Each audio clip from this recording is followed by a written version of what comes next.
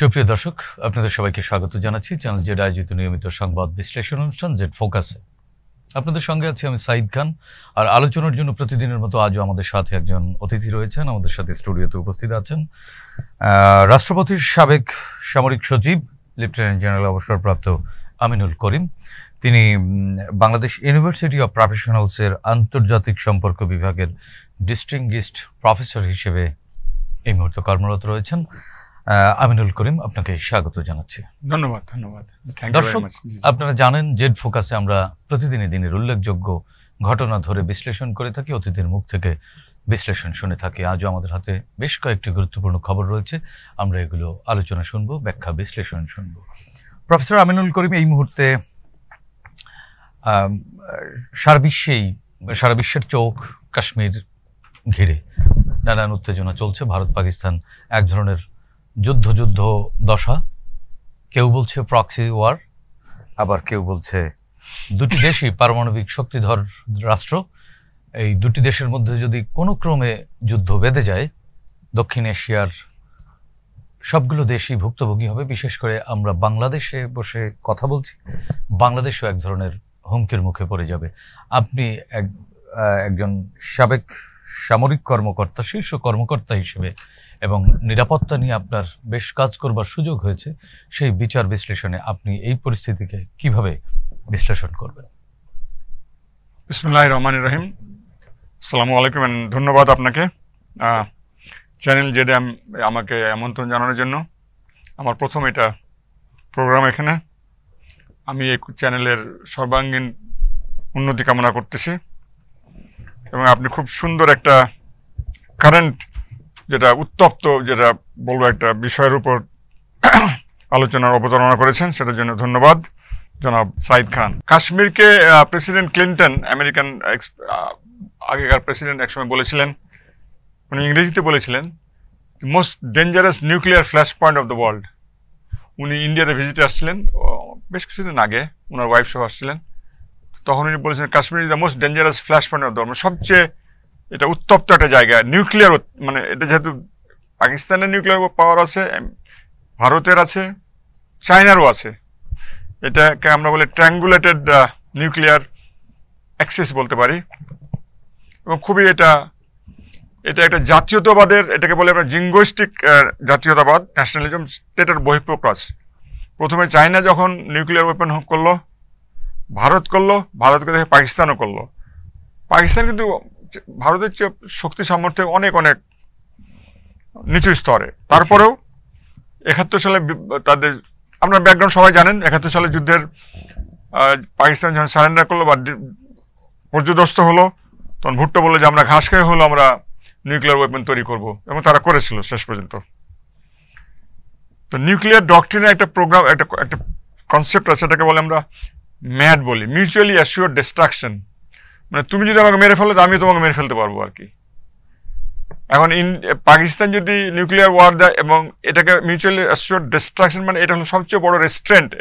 মানে এটা এমন একটা, মানে এর শক্তি যে কেউ নিউক্লিয়ার ওয়েপন ওরকমভাবে ব্যবহার করতে চাবে না। কিন্তু পাকিস্তান নিউক্লিয়ার ডক্ট্রিনের প্রথম কথাই হলো যে আমার রাষ্ট্রের অখণ্ডতা যখন হুমকির মুখে পড়বে, আমরা প্রথমেই নিউক্লিয়ার ওয়েপন ব্যবহার করবো। এটা ইন্ডিয়াও করবে, সব দেশই করে, লেখে যায়, বাট ওরকম হলে সবাই করবে। ওয়ারহেডের দিক দিয়ে ইন্ডিয়া এবং পাকিস্তানের সক্ষমতা অলমোস্ট সেম।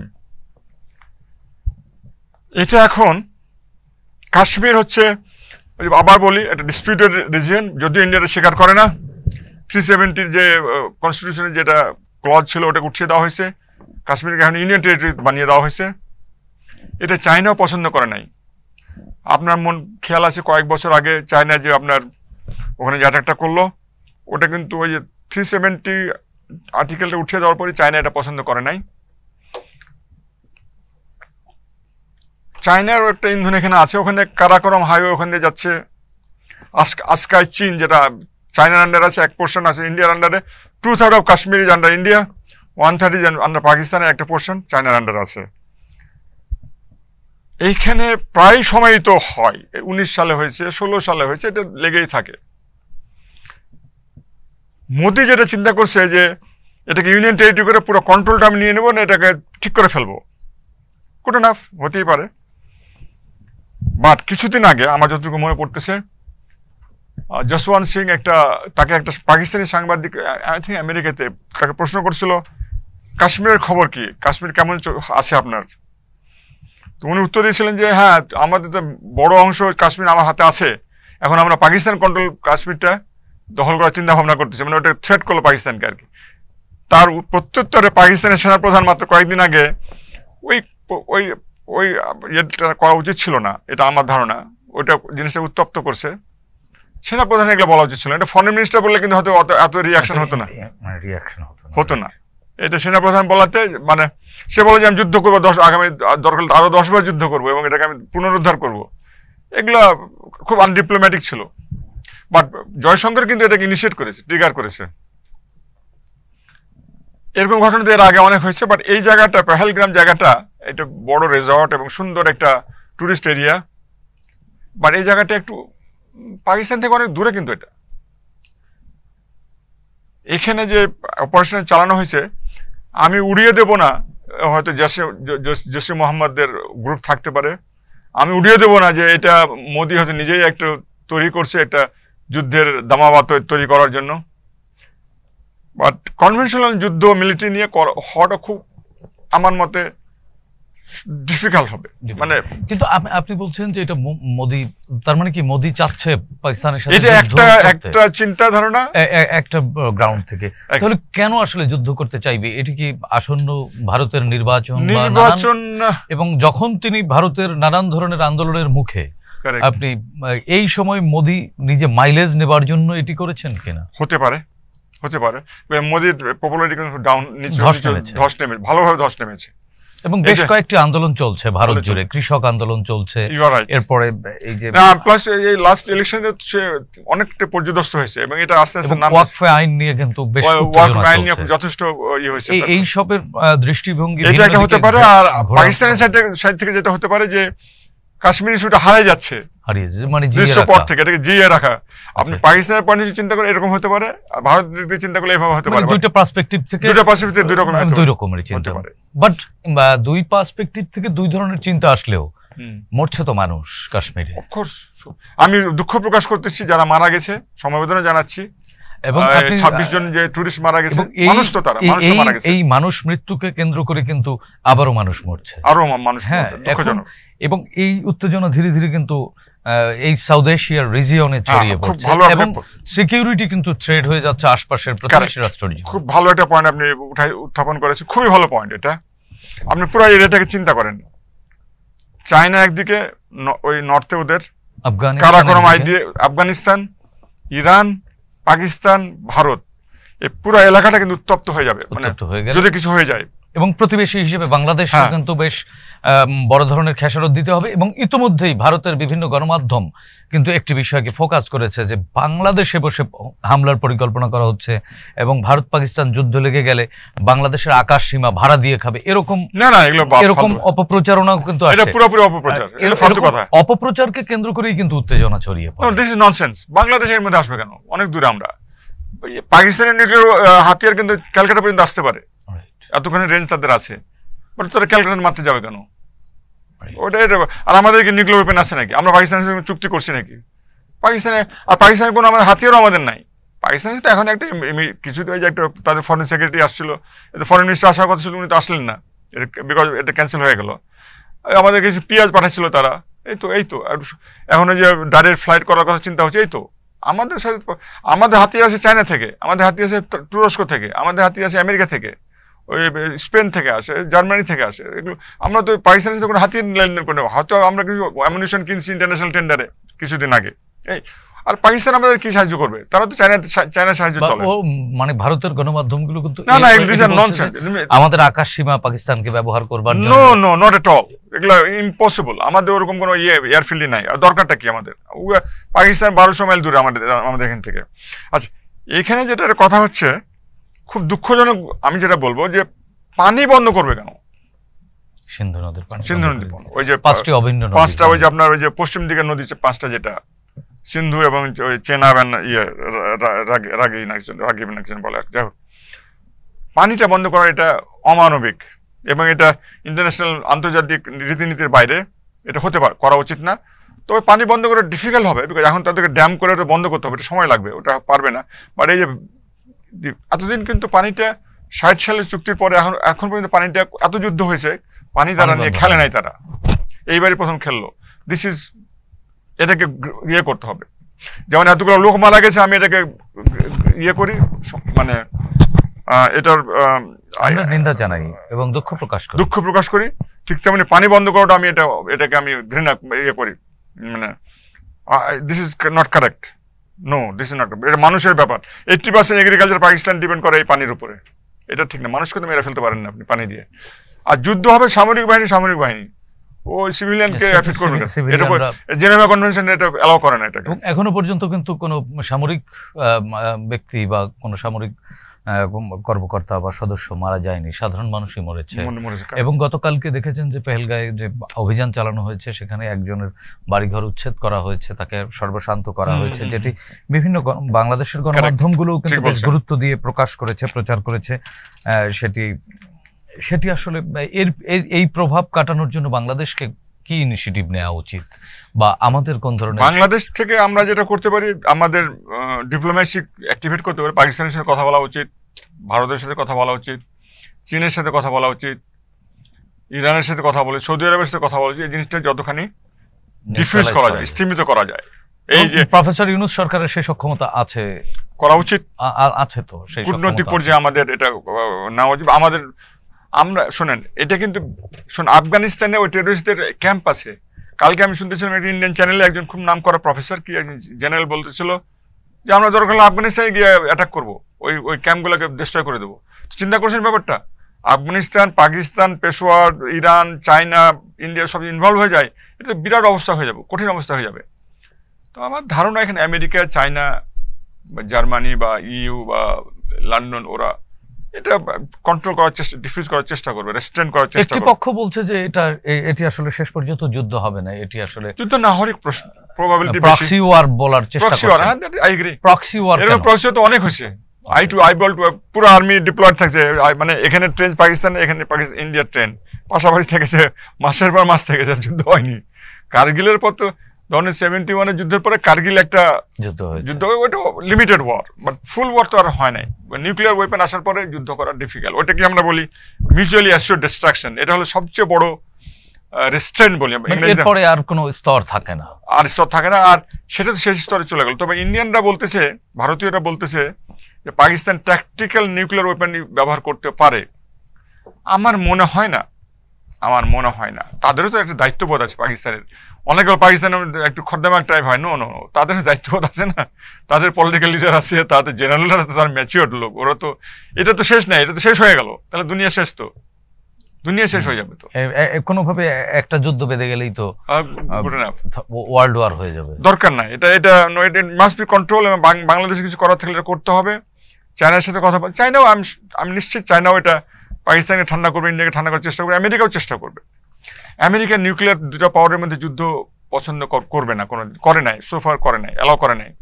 এর আগে হয়েছে কার্গিল ওয়ারের সময় যখন নিউক্লিয়ার ওয়েপন দুই সাইড আনা শুরু করলো, প্রেসিডেন্ট ক্লিন্টন ফোন করলো দুই প্রাইম মিনিস্টারকে যে স্টপ ইউর, যুদ্ধ বন্ধ করো, তোমরা যুদ্ধ বন্ধ করে দিল। ক্লিন্টন নিজে ফোন করছিলেন রাত্রে, নওয়াজ শরীফকে রাত্রে ঘুম থেকে উঠে বলে এটা বন্ধ, তোমার জেনারেল এখানে কার্গিলে ট্রুপস মুভ করে দিচ্ছে, এটা বন্ধ করো। আর নিউক্লিয়ার ওয়েপন মুভ করা হচ্ছে, বলে না, আমেরিকা ওটা কোনো টলারেট করবে না। আমেরিকা স্টেট পলিসি, তাই নিউক্লিয়ার ওয়েপন তারা ব্যবহার করতে দিবে না, এটা তাদের রাষ্ট্রীয় নীতি একদম। আমি অনেকগুলো দেখেছি, এক্সাম্পল দেখেছি আমেরিকা। আমাদের কতটুকু সিকিউরিটি থ্রেট আছে বাংলাদেশের? Not much. Why, what for? ওরা যুদ্ধ না করতে আমাদের কেন আসবে? আমরা তো অনেক দূরে আছি। মিলিটারিলি না, নো। আর পাকিস্তান এদিকে নিউক্লিয়ার বোমা মারবে, ওটা হবে না। এটা আকাশ কুসুম চিন্তা। কিন্তু যারা রটাচ্ছে তারা রটানো হচ্ছে। আমাদের চলমান যে এক ধরনের রাজনৈতিক শূন্যতাকে আরো বেশি উস্কে দেবার জন্য কি রটানো হচ্ছে? তাহলে কেন করবে? আমি তো কোনো কারণ বুঝতেছি না। এটা তো আমাদের ইন্টারনাল ব্যাপার, আমাদের পলিটিক্যাল ব্যাপারটা তো আমাদের নিজস্ব ব্যাপার। কিন্তু এইটিকে আমাদের নিজস্ব থেকেছে। ভারত তো এর মধ্যে বেশ কিছুদিন ধরে হস্তক্ষেপ করছে, এবং পশ্চিমা দেশগুলোরও কিন্তু স্বার্থ সংশ্লিষ্টতা আছে আমাদের এখানের রাজনীতি। ভারত তো টোটালি লেগে আছে না। ভারতের ঘটনা তো আপনি দেখতেই পাচ্ছেন, এত কিছু করেছে। এই যে তারা আমাদের ভিতরে করিডোর নিয়ে নিছে, এই আমাদের পোর্টগুলো ব্যবহার করতেছে, আমাদের রেলওয়ে ট্রানজিট নিয়েছে, পানি দিয়ে ট্রানজিট নিয়েছে, রাস্তা দিয়ে ট্রানজিট নিয়েছে, আমাদের সম্পত্তি নিয়ে চলে গেছে, আমাদের এতগুলো টাকা পয়সা নিয়ে চলে গেছে, $280 বিলিয়ন আমাদের দেশ থেকে পাচার হয়ে গেছে। আপনি চিন্তা করছেন ব্যাপারটা? অনেকখানে তো ইন্ডিয়ার মধ্যে চলে গেছে, অনেকখানে থেকে ওখানে গেছে। তারপরে তারা রাজনৈতিক আশ্রয় দিয়েছে আমাদের যারা পালাই গেছে, এটা তো ঠিক না। গণহত্যার সাথে জড়িত, সিম্পল অ্যাজ দ্যাট। কেন তারা এটা করবে? কেন তারা মিস ইনফরমেশন দিচ্ছে, কন্টিনিউসলি তারা মিথ্যা কথা বলে যাচ্ছে। আমরা বলে লালমনিরহাটে বলে এয়ারফিল্ড খুলে ফেলছে, আর লালমনিরহাটে এয়ারফিল্ড হয় নাকি? কালকে আমি শুনতেছিলাম এই চাইনিজরা নাকি ওখানে এয়ারফিল্ড খুলবে। এটা হলো নাকি? একটা একদম বর্ডার লাইনে। আমরা কি বোকা নাকি যে বর্ডার লাইনে কি এয়ারফিল্ড করবে? এটা তো এটা মিলিটারি নট ফিজিবল। অনেকে যে যা পারছে বাংলাদেশে বলে যাচ্ছে, ভারতও বলতেছে, বলে ওগুলা হচ্ছে ডেলিভারেটলি আমাদেরকে ছোট করার জন্য করতেছে। তারা এগুলো মিথ্যা কথা বলে যাচ্ছে, অপপ্রচার করতেছে। আমাদের রাজনৈতিক যে এক ধরনের মীমাংসার পথেই তো বাংলাদেশ এখন, এবং গণতন্ত্র পথে অনেকটাই এগিয়ে যাচ্ছে। রাজনৈতিক দলগুলোর মধ্যে অধিকাংশ ইস্যুতে কিন্তু ঐক্যমত আছে। বেশ দু একটি জায়গায়, অল্প কিছু জায়গায় কিন্তু দ্বিমত থাকলেও বৃহৎ স্বার্থের সকল রাজনৈতিক শক্তি যেহেতু একটি প্ল্যাটফর্মে এসেছে, তো এই জায়গাটিতে যে ছোটখাটো দুই একটি জায়গায় দ্বিমত, এই দ্বিমত এবং ঐক্যমত নিয়ে আপনার দৃষ্টিভঙ্গি দিয়ে আপনি কিভাবে বিশ্লেষণ করবেন, বা আপনি এটিকে কিভাবে মূল্যায়ন করবেন? Very good point. এবং এটা এই জাতি একটা এত বড় যুদ্ধ করলো 9 মাসের 71 সালে। আমরা 90-তে এই যে অটোক্রেসি এগেনস্টে যুদ্ধ করলাম। তারপরে এই যে আমাদের জুলাই বিপ্লব 2024 সালের, এগুলো আমাদের বড় বড় অর্জন, এবং আমরা খুব গর্ববোধ করতে পারি এটা নিয়ে, সবগুলা নিয়ে। এই অর্জন তো নষ্ট করা ঠিক হবে না। এবং রাজনৈতিক নেতাদের দায়িত্বের উপরটা সবচেয়ে বড় এখানে ধর্তব্য, যেটা আর কি বলবো, আমার মতে ইলেকশনটা খামাখায় দেরি করা ঠিক হবে না। এটা আমার ব্যক্তিগত মত। আপনি খামাখা বলছেন কেন? নো, খামাখাই জন্য বলতেছি, এই গভর্নমেন্টের প্রথম কাজই তো হচ্ছে মানে শেষ পর্যন্ত ইলেকশন দিয়ে ক্ষমতা হস্তান্তর করে দাও। এটা করতে হবে তো। এই ডিসেম্বরে না করলে পরের ডিসেম্বরে করবেন, না তারপরের ডিসেম্বরে করবেন, করতে তো হবে আপনাকে। যৌক্তিক একটা সময় আপনাকে করতে হবে। আপনি তো ওদিকে আগাচ্ছেন তো না? এখন তো কনসেনসাস কমিশন তো আগাচ্ছে তো। বাট এটাতে আপনার ইয়েটাই মানে I am sure they will come out with something. আর এখন তো গ্যাপ তো কমে আসছে, তাই না? আর কনস্টিটিউশনাল যে চেঞ্জগুলো হবে সেটা তো পার্লামেন্ট লাগবে, তো পার্লামেন্ট সেটা তো করতে পারবে না। কনস্টিটিউশন চেঞ্জ বৈধতা তো লাগবেই। আমি বলতেছি যে শোনেন, যখন একটা ইলেক্টেড গভর্নমেন্ট চলে আসে না, আপনি কি জানেন যে এখন আমাদের investment almost nil, for FDI is almost nil, local investment কমে গেছে। এটার কারণ হচ্ছে যতই আপনি প্রেজেন্টেশন দেন, ওই যত সুন্দর প্রেজেন্টেশন দিচ্ছেন বিভিন্ন জায়গায়, ফাইন, বাট যখন তারা দেখবে যে এদের ইকোনমিক পলিসি কি হবে, ওরা তো একটা কন্টিনিউটি অফ ইকোনমিক পলিসি চাবে। মানে নেক্সট গভর্নমেন্ট আসবে এবং তারা 5 বছর কি হবে, এখন তো এই গভর্নমেন্ট কতদিন আছে না আছে, রূপরেখা তো থাকে। এটা ছাড়া এফডিআই হবে না। এবছর 2025 সালে এখন পর্যন্ত মাত্র কত $400-500 মিলিয়ন ইনভেস্টমেন্ট হয়েছে। It's nothing for us, nothing. Local investment almost বন্ধ হয়ে গেছে, না কিছুটা হয়তো হচ্ছে। তো এটা তো লাইফ লাইন। রেমিটেন্সটা বেড়েছে, খুব ভালো কথা, রেমিটেন্স যথেষ্ট বেড়েছে, এবং আমাদের রিজার্ভে এখন $25 বিলিয়ন চলে গেছে। This are good point. But investment না আসলে তো হবে না। ইনভেস্টমেন্ট ছাড়া তো আপনি এমপ্লয়মেন্ট দিতে পারবেন। এখন তো unemployment is killing this country. Unemployment, প্রচুর আনএমপ্লয়মেন্ট। শিক্ষার ব্যবস্থা আমাদের পড়ে গেছে। কিছু যৌক্তিক সংস্কার তো দরকার আসলে। ঘুরে ধরা কিছু ইনস্টিটিউট, কনস্টিটিউশনাল যে ইনস্টিটিউট গুলো, সেগুলো তো লাস্ট 15.5 ইয়ার্সে ধ্বংস হয়ে গেছে। আপনাকে আমি একটা এক্সাম্পল দিই। জি প্লিজ। চিফ জাস্টিস সাহেব এই মাস 6 আগে উনি একটা চিঠি লিখছেন ল মিনিস্ট্রিতে, যে সুপ্রিম কোর্টের সেক্রেটারিয়েটটা আমার আন্ডারে দিয়ে দেন। দিচ্ছে না কেন? এই যে আসিফ নজরুলের মন্ত্রণালয়, উনাকে চিঠি, উনি নিজে সাইন করে চিঠি পাঠাইছেন, এটা দিচ্ছে না। ওটা তো একটা রিফর্ম হতে পারে। এখন লোয়ার কোর্টগুলো ভালো মতো ফাংশন করতেছে না, গভর্নমেন্টের কন্ট্রোল এখন রয়ে গেছে। এবং এটা গভর্নমেন্টের কন্ট্রোল মানে সেই আওয়ামী ধারা ভালো মতো ধারা চলতেছে। এটা লোয়ার কোর্টে কিন্তু খুব খারাপ এখন ম্যানেজমেন্ট হচ্ছে, মিসম্যানেজমেন্ট হচ্ছে, মানে হ্যাজিমনি রয়েই গেছে পুরো। এবং আমি তো শুনেছি কিছু করাপশন হচ্ছে ওখানে। আচ্ছা আচ্ছা। কিছু করাপশন হচ্ছে। আজকের দৈনিক কাগজগুলোতে আমরা বেশ কয়েকটি সংবাদও দেখেছি যে ঢালাও আসামি নেপথ্যে বাণিজ্য বিদ্বেষ দ্বন্দ্ব। দৈনিক প্রথম আলো একটি শিরোনাম করেছে।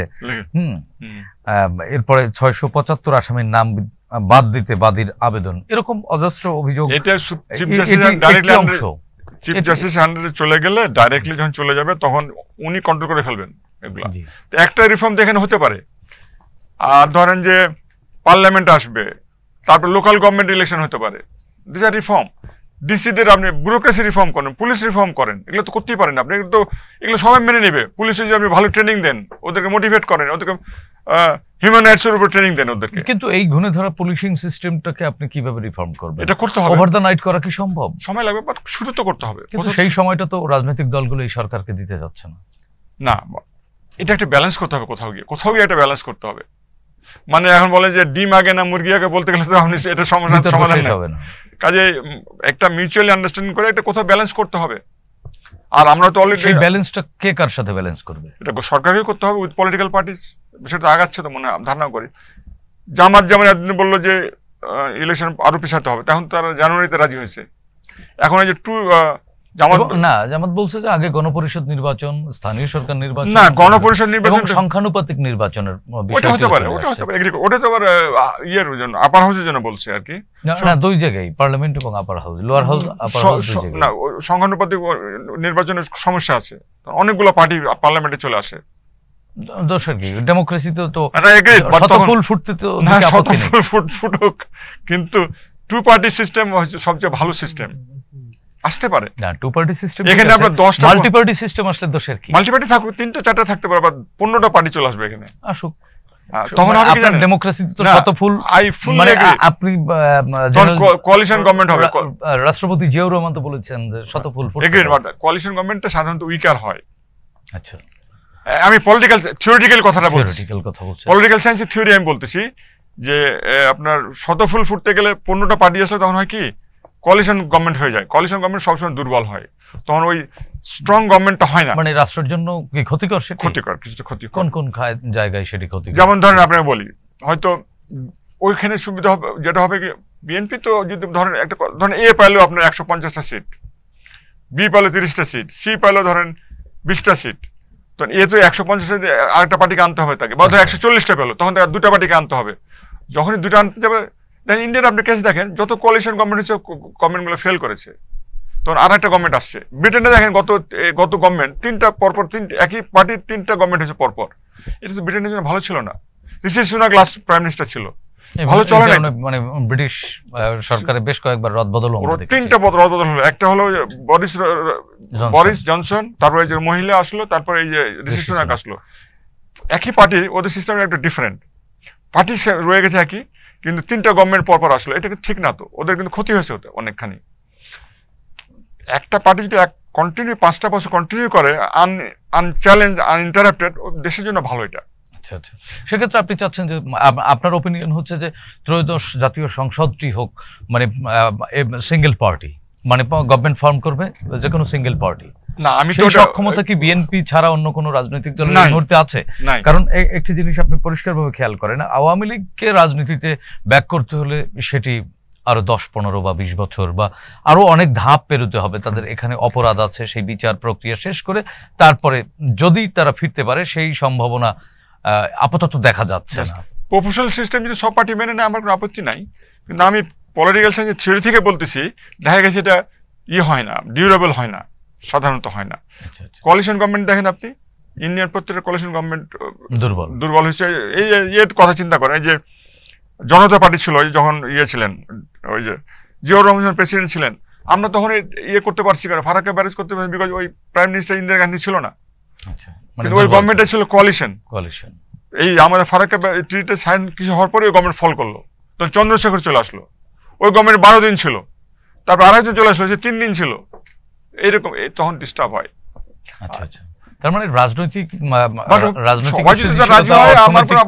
অর্থনৈতিক স্থিতিশীলতা এবং দেশের জাতি হিসেবে আমাদের গতিশীলতা অর্জনের জন্য আসলে কোয়ালিশন গভর্নমেন্ট। তবে আপনার প্রপোর্শনে গেলে আলটিমেটলি প্রপোর্শনালি যান আর ফার্স্ট পাস দ্য পোস্ট সিস্টেমে যান, যেটাতে যান, এখনকার যে অবস্থা বিএনপি আসবে, মেজরিটি পাবে। সেক্ষেত্রে মেজরিটি পার্টি এখনো পর্যন্ত আপনারা যেহেতু আপনাদের মতো মানুষরা সম্ভাবনা দেখছেন, সেক্ষেত্রে বিএনপির বা এই মুহূর্তে কেমন কর্মসূচি পালন করা উচিত? তাদের কিছু কর্মীদের ব্যাপারে কিন্তু নানান ধরনের সংবাদ পত্রগুলোর আমরা আহত হই, এবং এই যে বৈষম্য বিরোধী যে প্ল্যাটফর্মটি দিয়ে আন্দোলন হয়েছে তাদের কিছু নেতা কর্মীদের আচরণও আমাদেরকে আহত করেছে।